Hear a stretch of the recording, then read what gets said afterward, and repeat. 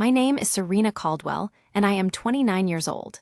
7 years ago, I signed enlistment papers instead of a university acceptance letter, not because I wanted to serve, but because my parents handed my $180,000 share of an education fund entirely to my older brother. "You'll land on your feet," my mother said, already turning away. "You always do." Those 5 words sent me to basic training while Aaron moved into a prestigious university dormitory. I spent 7 years in uniform earning what he received without question. I worked double shifts, cleared debt dollar by dollar, and built a life entirely without their help. Meanwhile, they filled their social media with Aaron's milestones and never once mentioned mine. But at his law school graduation dinner in front of 120 guests, my 84-year-old grandmother rose from her chair and said 7 words that unraveled everything. "I have retained an attorney. This stops now." Before I tell you what happened next, please take a moment to like and subscribe, but only if this story genuinely connects with something in you. Drop a comment with where you are watching from and what time it is there. I read every single one. Here is how a $360,000 betrayal came apart in the most public way possible. The favoritism did not begin with the education fund. It started when I was 9 and Aaron was 12. I brought home a science project that had taken me 3 weeks. My teacher had entered it in the district competition, and I had placed second. My mother glanced at the ribbon on the counter and said, "That's lovely," before asking Aaron if he wanted a snack. The following month, Aaron failed his driving test the first time. My parents took him out for pizza to cheer him up and spent the entire meal telling him it didn't matter and he would get it next time. I passed my driving test on the first attempt 4 years later. My father handed me the keys and said, "Good, now you can drive yourself to things." By the time I was 15, the pattern was so familiar it had become invisible to me. Aaron struggled in school, so my parents hired 2 tutors. I taught myself. Aaron wanted to join a summer sports program that cost $800. My parents paid without hesitation. When I asked to attend a 2-week writing workshop that cost $200, my mother said we need to be careful with money right now, maybe next year. Next year never came. "Aaron needs extra support," my mother explained once when I finally asked why the rules felt different for each of us. "You're so self-sufficient, Serena. You've always been that way. It's a compliment." It was not a compliment. It was a transfer of responsibility dressed up as praise. My mother's younger sister, Aunt Claudette, was the only person in our family who said what she saw. She came for Christmas when I was 16 and sat beside me while everyone fussed over Aaron's new guitar. "Your parents take advantage of your independence," she said, her voice low. "They know you won't fall apart if they forget you, so they do." I didn't know what to say. She put her arm around me. "That's not a strength they gave you. It's a wound they caused." I carried that conversation for years without fully understanding it. I was 17, 6 months from finishing secondary school, when everything changed. I had been accepted to Whitmore University with a partial academic scholarship. It would cover tuition but not accommodation, books, or living expenses. I needed the education fund my grandparents had established. I had known about it my whole life. "Your grandfather and grandmother set it up so that both of you would have real opportunities," my mother had always said. I sat down at the kitchen table with my acceptance letter and my parents across from me. My father spoke first. "We need to talk about the fund," he said, not meeting my eyes. He and my mother exchanged a look I had seen before.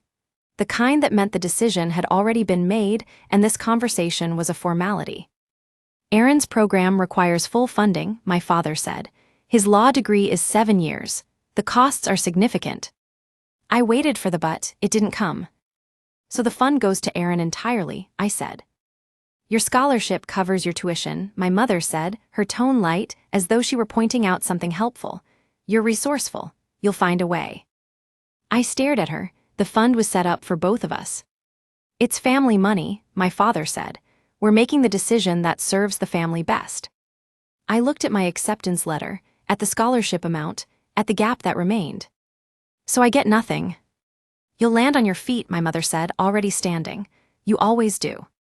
I went to my room, closed the door, and sat on the floor for a long time. Then I opened my laptop and searched military service education benefits. 4 months later, I was in basic training.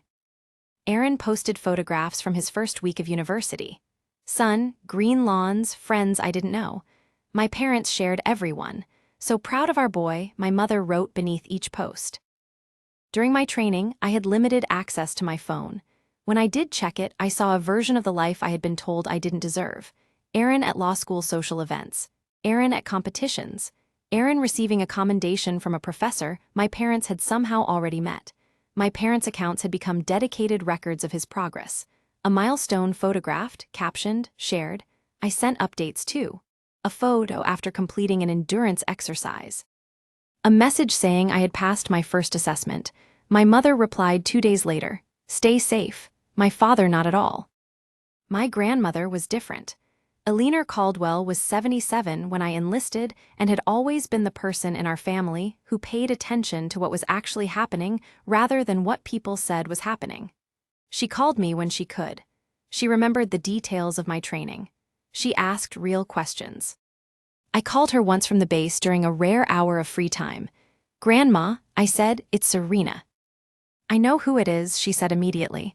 "Are you all right? Tell me honestly." "I'm managing," I said. "It's hard, but I'm all right." She was quiet for a moment. "Your grandfather used to say that managing isn't the same as thriving. He would have hated seeing you have to fight this hard." "What do you mean?" She paused. "There are things that don't look right to me, Serena. Things I've been patient about that I shouldn't have been patient about." I didn't know what she meant. I didn't ask. I assumed it was the general sadness of watching a grandchild in uniform when she would have preferred to see me in a lecture hall. I was wrong. 7 years later, I came home. My discharge papers were signed. My bag was packed. I had completed my undergraduate degree online through my service benefits and had 5 months of savings to begin a civilian life. The homecoming dinner was a strange thing. My parents had arranged it at their house, a roast my mother had cooked, the good plates set out. Aaron was there with his girlfriend Priya, who was kind and politely curious about my service in a way that suggested she didn't know quite what to ask. Aaron's making partner at the firm in 18 months, my father announced before we had touched the main course. "They've already told him unofficially. That's significant," I said. "It was, I meant it." My mother nodded with the satisfied expression of someone who had invested correctly. "He's worked incredibly hard." "You both have," Priya said pleasantly, looking at me. My father made a sound that might have been agreement. "The military must have been quite an experience," my mother said. "At least that chapter is behind you now. You can settle into something stable." Nobody asked what 7 years had been like. Nobody asked about the deployments or the adjustments or the difficulty of returning to a world that had moved without you. My brother asked if I wanted more potatoes. I said yes. That was the most direct question anyone directed at me that evening. After dinner, I walked through the house. New kitchen appliances, a renovated bathroom. Aaron's old room, which he no longer occupied, had been turned into a home office with equipment I recognized as expensive. They had bought new outdoor furniture for the garden. My mother's car was new. My father's car was new. They had had money. They had simply chosen where to spend it. I found a veterans transition group 3 weeks after coming home, less because I sought community and more because I did not know what else to do with the hours. That was where I met Daniel Park. He was 32, had served 9 years, and had the particular quality of stillness that I recognized as trained rather than natural, the ability to be completely present without advertising it. He sat down beside me at the first meeting with 2 coffees. "Wasn't sure which one you'd want," he said, so I brought both options. I took the black one. He nodded as if that told him something useful. We started talking at the group and then outside it. Daniel had a gift for asking the right question at the right time without pressing. 6 weeks in, sitting in a coffee shop after a meeting, he asked why I had enlisted. I told him the whole story, the fund, the conversation at the kitchen table, the 6 months of watching my parents find justifications for a decision they had clearly already made. He listened without interrupting. When I finished, he said, "Did your grandmother actually agree to redirect the whole fund to Aaron?" I paused. My parents said it was a family decision. That's not an answer to what I asked. I realized I had never actually checked. I had accepted my parents' version of events so completely that it hadn't occurred to me to verify it. People who tell you that you're so capable, Daniel said, are often using it to avoid responsibility for what you actually need. Capability isn't the same as not deserving support. I drove home thinking about my grandmother's words on the phone all those years ago.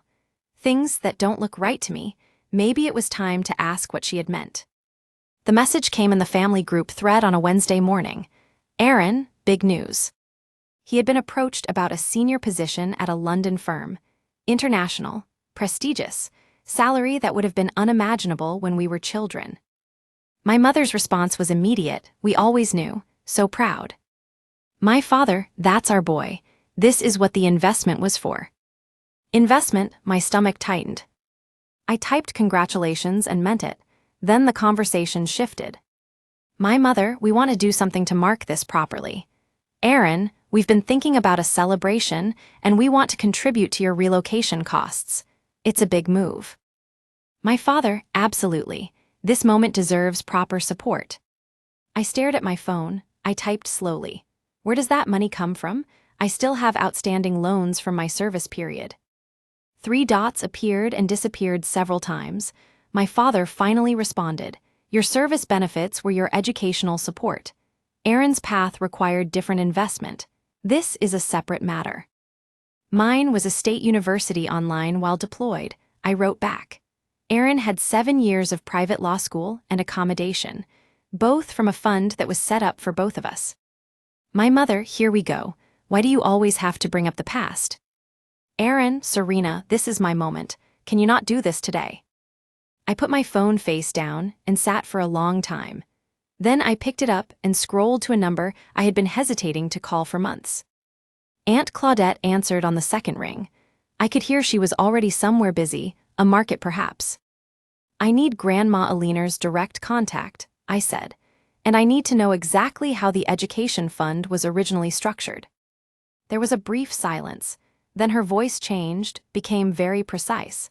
I'll text you her number and the name of the solicitor who handled the original trust documentation.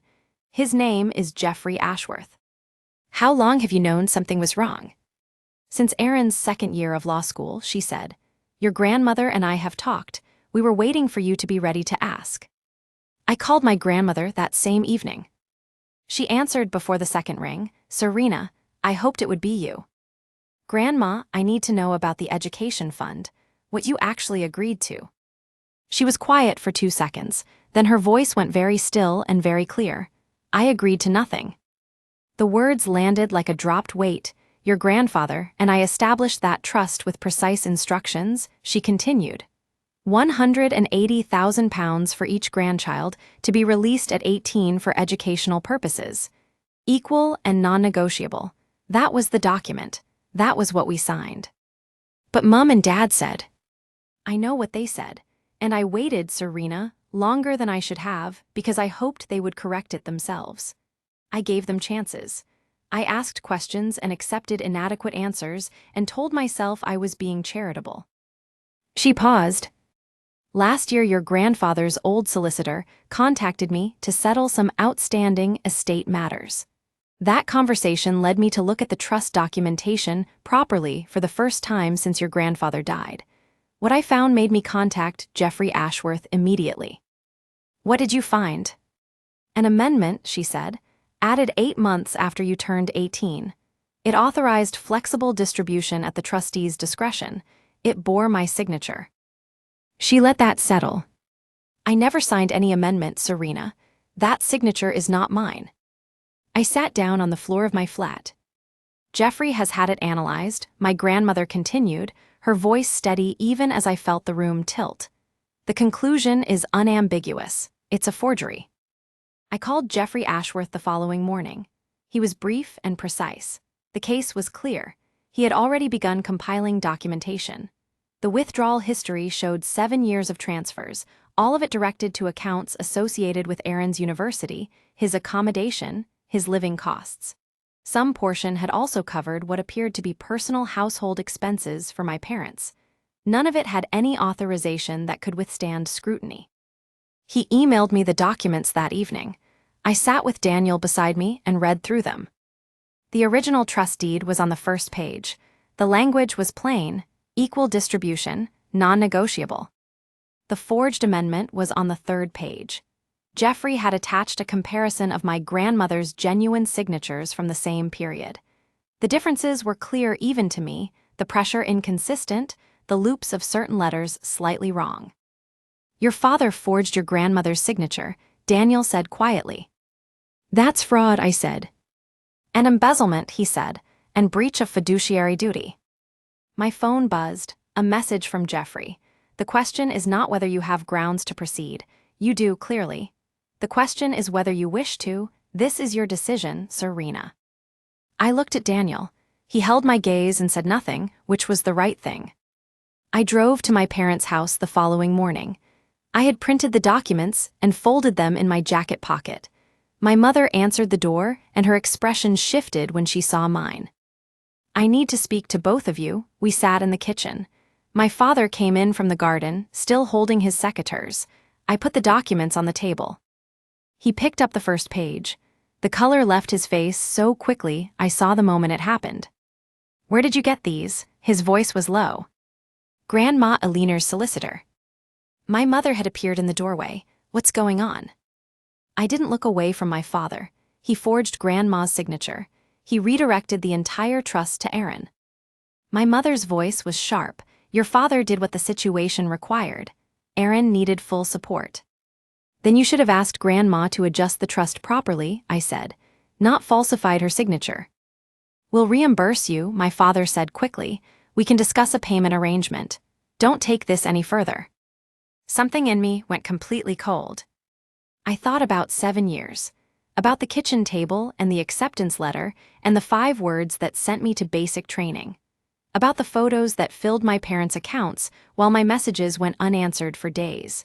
About the new appliances and the new cars and the outdoor furniture purchased with money that was also supposed to be mine. I picked up the documents. "If you wanted a chance to correct this, you had 7 years," I said. I walked to the door. My mother called after me, "Think about Aaron's career. Think about what this does to the family." I stopped in the doorway. I thought about mine for 7 years in uniform. I left without answering. I want to pause here for a moment because what I felt standing in that doorway was not satisfaction. It was grief. If any part of what I have described sounds familiar, if you have been the strong one who got forgotten because strength was a convenient excuse, please leave a comment. And if this story is speaking to something real in your experience, please subscribe to Storm After Silence. There is more to tell, and it matters. 3 weeks before Aaron's celebration dinner, my parents resumed contact. "My mother, please come to Aaron's dinner. We're family. Let's not let this define us." I called my grandmother. "They want me at the dinner," I said. "Of course they do," she said. "They want to manage what happens when people are all in the same room. Will you go?" "I want to be there," I said, "but not to smooth things over." Her voice settled into something I recognized as resolve. "Good, I'll be there as well. Jeffrey has prepared materials." "Grandma, what are you planning?" She said, "I'm planning to tell the truth in a room where it can't be quietly redirected. That's all, just be present. Let it come." Daniel drove me. In the car he asked if I was certain. "I'm not trying to cause a scene," I said. "I just want to stop pretending." He nodded. Sometimes being present is enough. The venue my parents had chosen was a private dining room at a restaurant in the city center, the kind of place where the lighting was soft and the bread arrived before anyone ordered it. I counted approximately 120 guests as we arrived. Aaron's colleagues from the firm, professors from his law school, extended family, neighbors, people my parents had known for decades. Framed photographs of Aaron were displayed near the entrance. University, law school, professional headshots, not a single image of me in uniform. Priya found me near the entrance and hugged me. "I'm glad you came." She meant it, which made it harder.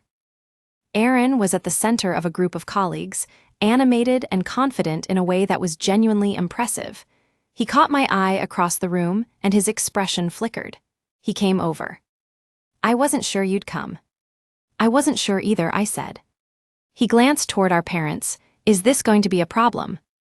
"I'm just here," I said. "I'm not planning anything." He nodded slowly, studying me with the careful look of someone who had practiced reading courtrooms. Then my grandmother arrived. Eleanor Caldwell walked in with Jeffrey Ashworth beside her, a man in his late 60s with a measured professional manner and a briefcase that I recognized from his photograph on his firm's website. My grandmother wore a dark green dress and the expression of someone who had made a decision and was completely at peace with it.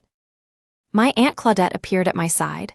"Your grandmother has been waiting a long time to do this," she murmured, "and she is ready." My grandmother caught my eye and gave me a small, deliberate nod. My father tapped a glass at the front of the room. Conversation quieted. "I want to say something about what this evening represents," he began. "Patricia and I have given everything to ensure Aaron had the foundation to become the man we see before us." I watched my mother's face. She looked proud and certain. "Not every family makes sacrifices like these," my father continued. "Not every parent understands what real investment in a child's future looks like. We did, and tonight we see the result." Aaron ducked his head modestly. The room responded warmly. My father raised his glass. "To Aaron, to what belief and investment can build when you commit to it completely." Applause. People lifted their glasses. My grandmother stood up. The room quieted differently this time. "Before we drink that toast," she said, her voice carrying without effort, "I'd like to offer some context." My father's expression did not change, but his jaw tightened. "Mum, this isn't." "It won't take long," she said pleasantly and walked toward the front of the room. Jeffrey followed, opening his briefcase. "When my late husband and I established the education trust," she said to the room, "we did so with specific instructions. 180,000 for each grandchild. Equal, non-negotiable. Those were the terms we signed." The room had gone completely still. Serena received nothing. Jeffrey began distributing folders to key tables. Solicitors and professors and relatives reached for them with the particular caution of people who sense they are handling something significant. She served 7 years in the military to fund her education. My grandmother continued, because her parents used a document bearing my forged signature to redirect her share of the trust. The word forged landed in the room like something physical. I watched it move across people's faces. Confusion first, then comprehension, then something more serious. Aaron stood up, his voice was careful. "Grandma, what document?" Jeffrey spoke. "The folders you're holding contain the original trust deed, the forged amendment, and a forensic analysis of the signatures. The conclusion of that analysis is unambiguous." Aaron's face changed. He picked up the folder nearest to him and opened it. He read in silence for a long moment, then he looked at our father. "Dad," his voice was very quiet. "Aaron, your father said." "Is this real?" His voice was still quiet, but something had changed in it, something that was not a question. My father started to speak. Aaron held up one hand and he stopped. Aaron read through the documents again. The room watched. I had never seen him so still. One of his colleagues, a woman who had been sitting beside his firm's senior partner, leaned over and said something quietly. The senior partner read the first page of the folder. He set it down and exchanged a look with the colleague. Aaron looked at me. He said nothing. His expression was not what I had expected. It was not anger at me. It was something closer to shame. My mother rose from her seat. "This is a private family matter, and this is not the appropriate."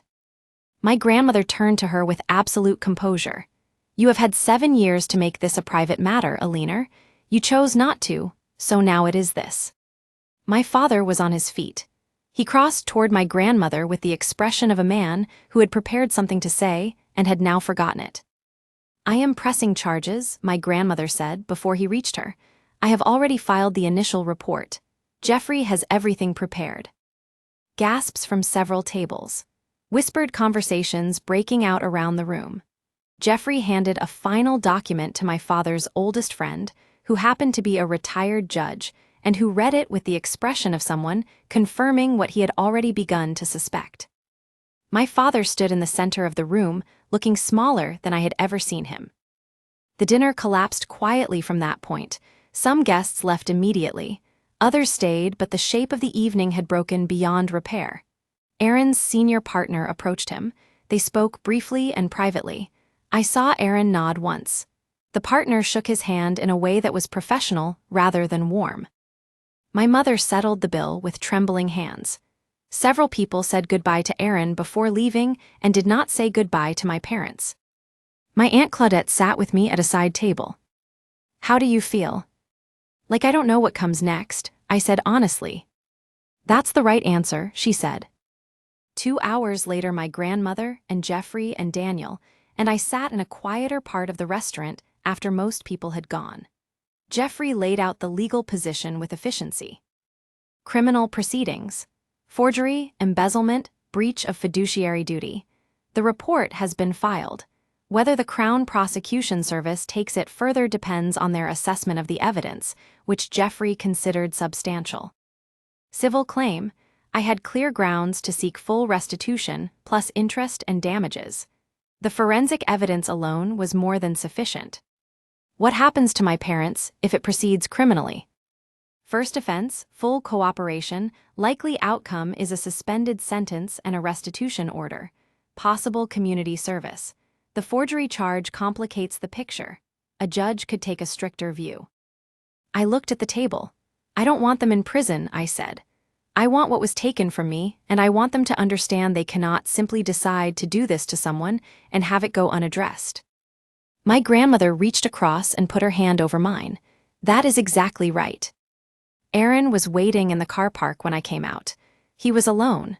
He had his jacket over his arm, and he looked like he hadn't slept, yet even though it was only 9 in the evening. "I didn't know," he said. "I know you didn't." He ran a hand through his hair. "I knew things were different for you. I noticed. I told myself there was a reason. I didn't ask what the reason was because I didn't want to make things uncomfortable." He stopped. "I let you think you hadn't deserved the same thing I got. That's not something I can undo." "No," I said, "it isn't." He nodded. He looked very tired. "The London position. They've asked me to delay the announcement pending the outcome of any proceedings. They need to see that I wasn't aware." "Were you?" "No, but not knowing isn't the same as innocent if I had the means to know and chose not to look." That was honest, more honest than I had expected. "I don't want your career destroyed," I said, "and I don't want you to carry this the way I've carried mine. But I do need this to be addressed." He nodded again. "I know, and I'm going to tell my firm the full picture. Whatever they decide after that is their decision." He left. I stood in the car park for a while. Daniel came and stood beside me without speaking. Eventually he said, "What do you need right now?" I thought about it. "Somewhere warm," I said, "and something to eat." That dinner was never actually served. He laughed, which was the right response. The legal process moved more slowly than anything I had dealt with in the military, but with a similar quality of inevitable forward motion. My father engaged a solicitor and initially attempted to characterize the amendment as a misunderstanding, a document he believed he had had authority to act on. Jeffrey dismantled this position in 3 paragraphs. The forensic analysis of the signature was not a misunderstanding. The withdrawal records spanning 7 years were not a misunderstanding. My mother maintained for several weeks that the whole matter was an overreaction and that families resolved things privately. Her solicitor eventually advised her that this position was not serving her interests. 6 months after the dinner, my father entered a guilty plea to breach of fiduciary duty and submitted an agreed account of the forgery. The Crown Prosecution Service accepted this as sufficient basis to proceed on reduced charges in exchange for cooperation and full agreement to civil restitution. The sentence was a suspended 12 months, 2 years of probation, mandatory financial oversight, and permanent removal from any position of financial authority over family trusts. The civil restitution order required payment of £180,000 plus accumulated interest and applicable costs. Total approximately £214,000, payable through a structured plan over 8 years. My parents remortgaged their house to make the initial payment. My mother had to take on additional work. My father's professional reputation in his local business community was damaged in ways that would not recover quickly, if at all. Aaron's firm conducted their own review. They concluded he had had no prior knowledge of the misappropriation and reinstated the London position, though the announcement was delayed by 4 months. He told me this by text, brief and without celebration. I wrote back, "Good." Then after a moment, "I mean it." The first restitution payment arrived in my account on a Tuesday morning. I transferred it directly to a separate account I had opened for that purpose. I did not spend it immediately. It didn't feel like money yet. It felt like 7 years being handed back in a form I didn't entirely recognize. Daniel came over that evening with food because he understood that I was not going to think of practical things like eating. We sat at my table, and I told him what I was thinking about doing with it. First, pay off what remained of my loans from training. Not much by then, but I wanted that number to read 0. Second, a deposit on a flat. Not large, not impressive. Simply mine in a way that no one could redirect or amend or take away on the basis of their assessment of how capable I was. Third, something I had been thinking about since the veterans group. I had met people in that room, and in rooms like it, who had come home to the same disconnection I had. People who were capable and independent, and who had been told so often enough that they had begun to believe capable and independent meant they could not ask for anything. I wanted to do something about that. I didn't yet know exactly what. But I knew the money had been intended for opportunity, and I wanted it to create opportunity. Daniel listened to all of this. Then he said, "You've been thinking about this for a while." "Since the group," I said. "Since the first meeting when a woman described being invisible, and I understood exactly what she meant." He nodded slowly. "What would the program do?" I talked it through. Career transition support for veterans. Practical help, mentoring, navigating the gap between military and civilian professional life. Connecting people with the networks and knowledge they would otherwise have to build from scratch alone. He was quiet, then he said, "I'll help build it if you want a partner." I looked at him for a moment. "Yes," I said, "I do." 11 months after my grandmother stood up at that dinner, I filed the registration papers for a program I called the Caldwell Foundation, named after my grandfather, who had spent 30 years building a business so that his grandchildren would have a different start than he had. It is running now, 43 veterans in the first cohort. We meet weekly. We talk about the things nobody tells you when you come home, the professional translation of military experience, the cultural adjustment, the particular loneliness of being surrounded by people who have continued without you.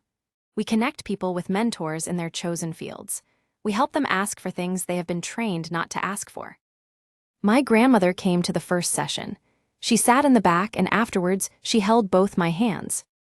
"Your grandfather would have thought this was exactly right," she said. "He believed in using what you have to create what someone else needs." "I learned from watching you," I said. She shook her head. "You learned from being in the dark long enough to know what light is for." Aaron attended the second session. He had reached out 3 weeks earlier asking if he could be useful in some way. I told him the foundation needed legal guidance on its structure, and he came prepared with 3 hours of pro bono work and said nothing about the fact that it was him. Afterwards he said, "You know I'm going to keep doing this." "I know," I said. He nodded. "I should have asked questions years ago. I knew something wasn't right, and I chose the version of events that was easier to live with." "Yes," I said, "you did." He accepted that. He didn't ask me to qualify it. My relationship with my father is cautious and incremental. We speak once a month. He comes to these conversations with a quality of attention he did not previously have, a specific consciousness of his own tendency to redirect and justify. His therapist has clearly been doing useful work. I don't trust him yet. I am watching what he builds before I decide what that means. My mother remains the harder conversation. She has accepted responsibility in the legal sense. In the human sense, she still experiences this primarily as something that happened to her rather than something she did. I am allowing her time with that. I am not waiting for her. My grandmother is unchanged, except perhaps more settled. She says she sleeps better now than she has in 8 years. She came to Aaron's birthday last month and sat at the same table as my father and spoke to him with the particular precision of a woman who has made her terms clear and is satisfied they have been understood. "I have a flat. It is smaller than practical, and the boiler makes a sound that engineers have visited 3 times and not conclusively explained. I chose it because the street has old plane trees and a bakery at the corner that opens at 6. In the mornings before I go to the foundation, I drink my coffee by the window and listen to the street begin. This is mine, all of it, the flat and the trees and the foundation and the work, and Daniel, who stayed, is mine, not assigned to me by my parents' assessment of what I deserved. Built. There is a line my grandfather apparently used often enough that my grandmother remembers it as his. I learned it from her. Strength is only a virtue when it is chosen. When it is demanded of you without your consent, it is simply extraction. I spent a long time being extracted from. I am choosing now. If you have stayed with me to the end of this, thank you. If any part of this has reflected something you know from your own life, leave a comment. Tell me what you recognized. Tell me what you are still working through. I will read it. If this story meant something to you, please like this video, subscribe to Storm After Silence, and share it with someone who might need to hear it today. There are more stories in the description below. I will see you in the next one.